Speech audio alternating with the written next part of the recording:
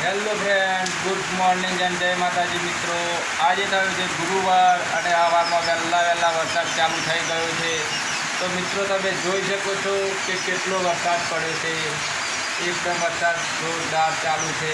એ પાછળ જોઈ શકો છો. તો આજે મિત્રો વરસાદના કારણે કંઈ બહાર જાય છે કાંઈ નથી. તો કેવો વરસાદ પડે છે તમે જોઈ શકો છો. અને હું તમને આજે બતાવવાનો છું કે અમારા ગામમાં કેટલો વરસાદ પડે છે. તો વિડીયોમાં તમે જોતા રહો.